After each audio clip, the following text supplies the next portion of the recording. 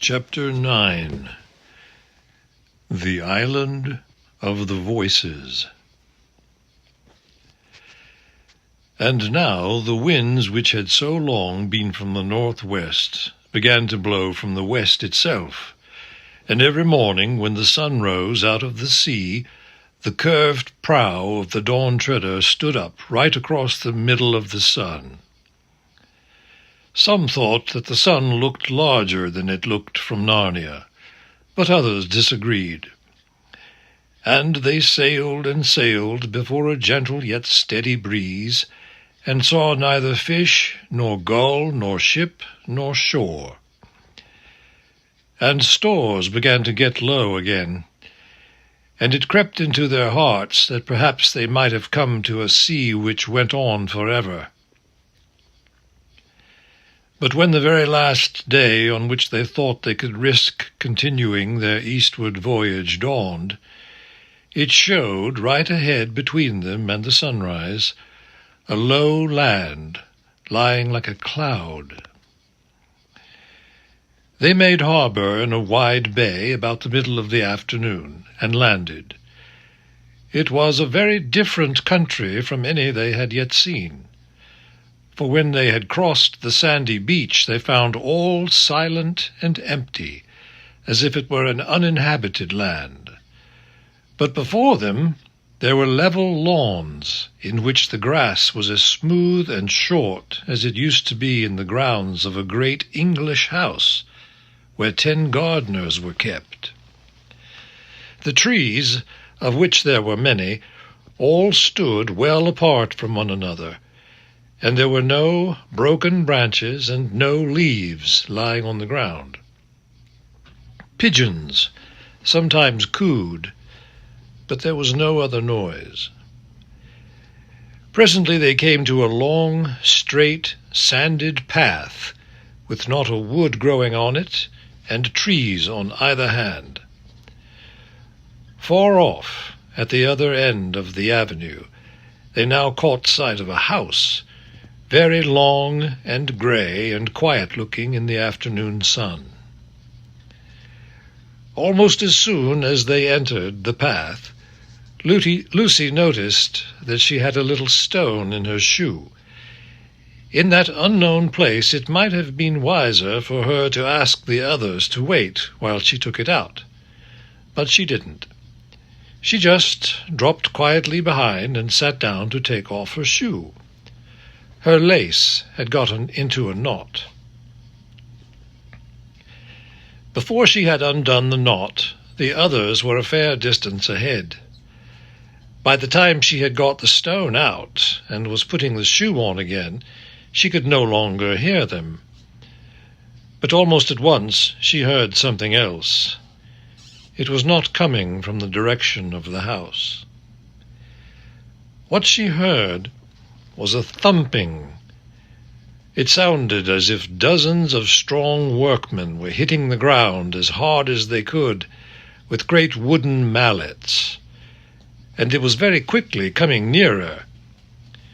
She was already sitting with her back to a tree, and as the tree was not one she could climb, there was nothing really to do but to sit dead still and press herself against the tree and hope she wouldn't be seen. Thump, thump, thump. And whatever it was must be very close now, for she could feel the ground shaking, but she could not see anything. She thought the thing, or things, must be just behind her. But then there came a thump on the path right in front of her. She knew it was on the path, not only by the sound, but because she saw the sand scatter as if it had been struck by a heavy blow. But she could see nothing that had struck it. Then all the thumping noises drew together about 25 feet away from her, and suddenly ceased. Then came the voice. It was really very dreadful, because she could still see nobody at all.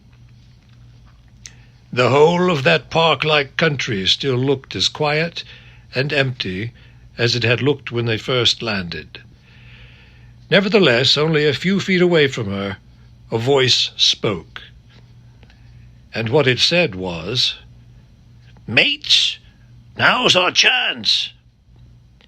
Instantly a whole chorus of other voices replied, "Hear him! Hear him! Now's our chance," he said. "Well done, Chief. You've never said a truer word." "What I say," continued the first voice, "is get down to the shore between them and their boat, and let every mother's son look to his weapons. Catch 'em when they try to put to sea." "Hey, that's the way!" shouted all the other voices. "You never made a better plan, Chief. Keep it up, Chief. You couldn't have a better plan than that." "Lively then, mates, lively," said the first voice. "Off we go." "Right again, Chief," said the others. "Couldn't have a better order. Just what we were going to say ourselves. Off we go." Immediately the thumping began again, very loud at first, but soon fainter and fainter, till it died out in the direction of the sea. Lucy knew there was no time to sit puzzling as to what these invisible creatures might be. As soon as the thumping noise had died away, she got up and ran along the path after the others as quickly as her legs would carry her. They must at all costs be warned. While this had been happening, the others had reached the house. It was a low building, only 2 stories high, made of a beautiful mellow stone, many-windowed, and partially covered with ivy. Everything was so still that Eustace said, "I think it's empty." But Caspian silently pointed to the column of smoke which rose from one chimney. They found a wide gateway open and passed through it into a paved courtyard. And it was here that they had their first indication that there was something odd about this island. In the middle of the courtyard stood a pump, and beneath the pump a bucket. There was nothing odd about that. But the pump handle was moving up and down, though there seemed to be no one moving it. "There's some strange magic at work here," said Caspian. "Machinery," said Eustace. "I do believe we've come to a civilized country at last." At that moment Lucy, hot and breathless, rushed into the courtyard behind them. In a low voice she tried to make them understand what she had overheard. And when they had partly understood it, even the bravest of them did not look very happy. "Invisible enemies," muttered Caspian, "and cutting us off from the boat. This is an ugly furrow to plough." "You've no idea what sort of creatures they are, Lou?" asked Edmund. "How can I, Ed, when I couldn't see them?" "Did they sound like humans from their footsteps?" "I didn't hear any noise of feet, only voices, and this frightful thudding and thumping like a mallet." "I wonder," said Reepicheep, "do they become visible when you drive a sword into them?" "It looks as if we shall find out," said Caspian. "But let's get out of this gateway. There's one of those gentry at the pump listening to all we say." They came out and went back into the path, where the trees might possibly make them less conspicuous. "Not that it's any good, really," said Eustace. "Trying to hide from people you can't see. They may be all round us." "Now, Drinian," said Caspian, "how would it be if we gave up the boat for lost, went down to another part of the bay, and signalled the Dawn Treader to stand in and take us aboard?" "Not depth for her, sire," said Drinian. "We could swim," said Lucy. "Your Majesties all," cried Reepicheep, "hear me. It is folly to think of avoiding an invisible enemy by any amount of creeping and skulking. If these creatures mean to bring us to battle, be sure they will succeed. And whatever comes of it, I'd sooner meet them face to face than be caught by the tail." "I really think Reep is in the right this time," said Edmund.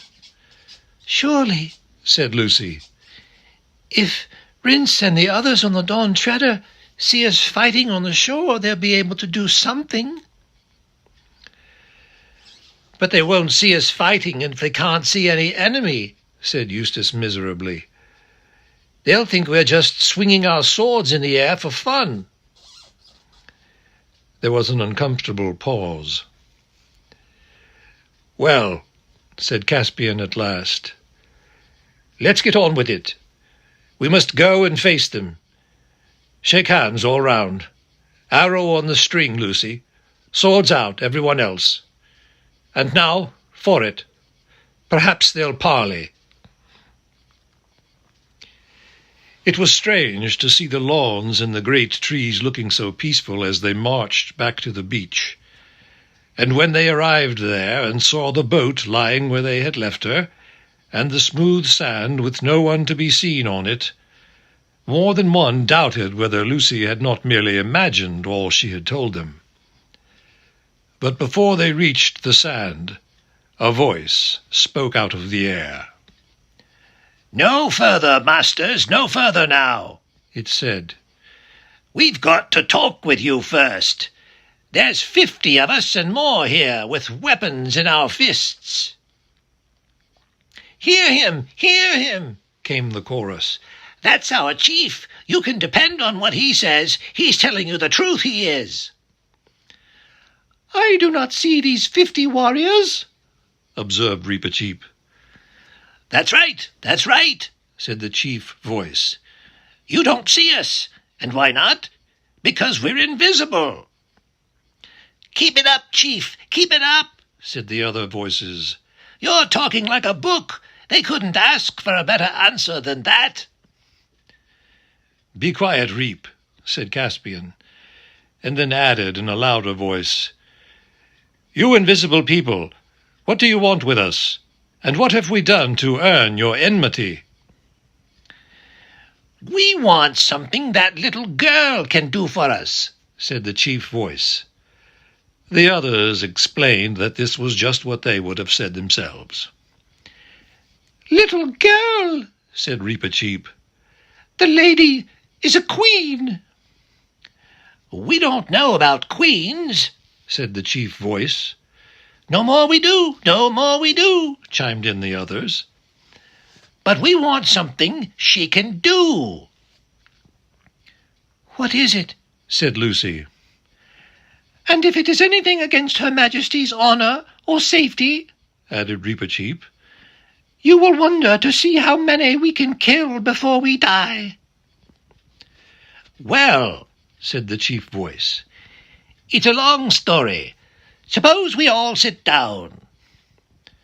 The proposal was warmly approved by the other voices, but the Narnians remained standing. "Well," said the chief voice, "it's like this. This island has been the property of a great magician time out of mind, and we are all, or perhaps in a manner of speaking I might say, we were his servants. Well, to cut a long story short, this magician that I was speaking about, he told us to do something we didn't like. And why not? Because we didn't want to. Well then, this same magician, he fell into a great rage, for I ought to tell you, he owned the island, and he was used to being crossed. He was terribly downright, you know. But let me see, where am I? Oh, yes. This magician, then, he goes upstairs, for you must know he kept all his magic things up there, and we all lived down below. I say, he goes upstairs, and he puts a spell on us, an uglifying spell. If you saw us now, which in my opinion you may thank your stars you can't, you wouldn't believe what we looked like before we were uglified. You wouldn't, really. So, there we all are, so ugly we couldn't bear to look at one another. So then what did we do? Well, I'll tell you what we did. We waited till we thought this same magician would be asleep in the afternoon, and we creep upstairs, and we go to his magic book, as bold as brass, to see if we can do anything about this uglification. But we were all of us sweat and tremble, so I won't deceive you.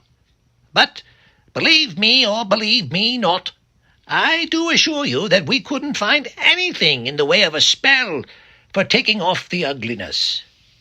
And what with time getting on, and being afraid that the old gentleman might wake up at any minute, I was all of a muck sweat, so I won't deceive you. Well, to cut a long story short, whether we did right or whether we did wrong, in the end we see a spell for making people invisible. And we thought we'd rather be invisible than go on being as ugly as all that. And why? Because we'd like it better. So, my little girl, who's just about your little girl's age, and a sweet child she was before she was uglified, though now, but at least soonest mended, I say, my little girl, she says the spell, for it's got to be a little girl, or else the magician himself, if you see my meaning, for otherwise it won't work. And why not? Because nothing happens. So, my little Clipsy says the spell, for I ought to have told you, she reads beautifully, and there we all are as invisible as you could wish to see. And I do assure you, it was a relief not to see one another's faces. At first, anyway. But the long and the short of it is, we're mortal tired of being invisible. And there's another thing. We never reckoned on this magician, the one I was telling you about before, going invisible too. But we haven't even seen him since. So we don't know if he's dead or gone away, or whether he's just sitting upstairs being invisible, and perhaps coming down and being invisible there. And believe me, it's no manner of use listening, because he always did go about with his bare feet on, making no more noise than a great big cat. And I'll tell you all, gentlemen, straight, it's getting more than what our nerves can stand. Such was the chief voice's story, but very much shortened because I have left out what the other voices said. Actually, he never got out more than 6 or 7 words without being interrupted by their agreements and encouragements, which drove the Narnians nearly out of their minds with impatience.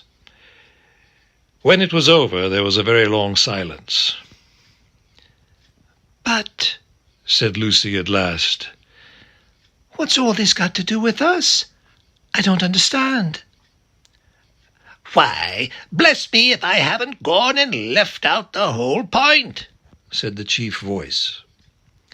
That you have, roared the other voices with great enthusiasm. No one couldn't have left it out cleaner and better. Keep it up, Chief, keep it up.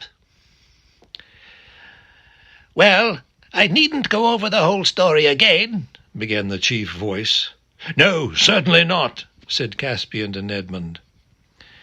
Well, then, to put it in a nutshell, said the chief voice, we've been waiting for ever so long for a nice little girl from foreign parts, like it might be you, missy, that would go upstairs and go to the magic book and find the spell that takes off the invisibleness, and say it. And we all swore that the first strangers as landed on this island, having a nice little girl with them, I mean, for if they hadn't it'd be another matter, we wouldn't let them go away alive unless they'd done the needful for us. And that's why, gentlemen, if your little girl doesn't come up to scratch, it will be our painful duty to cut all your throats, merely in the way of business, as you might say, and no offence, I hope." "I don't see all your weapons," said Reepicheep. "Are they invisible too?" The words were scarcely out of his mouth before they heard a whizzing sound, and next moment a spear had struck, quivering in one of the trees behind them. "That's a spear, that is," said the chief voice. "That it is, Chief, that it is," said the others. "You couldn't have put it better." "And it came from my hand," said the chief voice. "They get visible when they leave us."